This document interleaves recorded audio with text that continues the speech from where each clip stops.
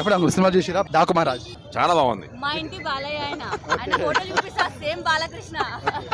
నచ్చిన పాయింట్ ఏదండి? ఏదైనా కానీ బాలకృష్ణ అన్ని పాయింట్లు వస్తాయి. ఫైట్స్ బాగున్నాయి కదా, సూపర్, మామూలు కాదు. బ్యాక్గ్రౌండ్ మ్యూజిక్ సాంగ్స్ మ్యూజిక్ బాగుంది. బీజిఎం బాగా చేశారు.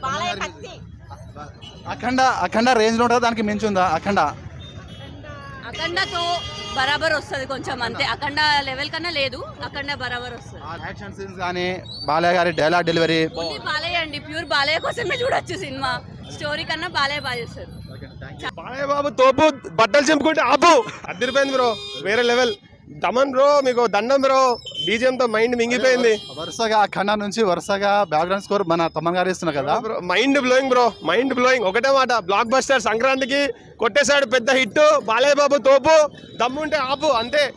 ఫస్ట్ హాఫ్ ఎంత బాగుందో సెకండ్ హాఫ్ దాని మించి ఉంది బ్రో. ఫ్యామిలీ వాచ్, ఎక్కడ లాగ్ లేకుండా కరెక్ట్గా ఎంత కావాలో అంత పర్ఫెక్ట్గా తీసి మైండ్ బ్లోయింగ్ బ్రో. అసలు అది మళ్ళీ రీవాచ్ చేయాలన్నట్టుంది, అంత హైలో ఉన్నాం. కరెక్ట్ పర్ఫెక్ట్ ఎండింగ్ కూడా కరెక్ట్ ఉంది బ్రో. ఎమోషన్తో ఎమోషన్, యాక్షన్కి యాక్షన్, అసలు ఎక్కడ డిలే లేకుండా సాంగ్స్ మీద అంతా లైక్ అంత ఎక్స్పెక్టేషన్స్ లేకుండా కూడా cinema block buster bro, mind blowing bro. చిన్న పాప ఎట్లా చేసిందా?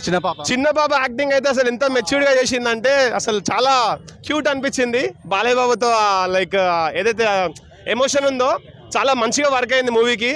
And like Shraddha Srinath heroine, తను కూడా మంచి రోల్ ఇచ్చారు కలెక్టర్ లాగా.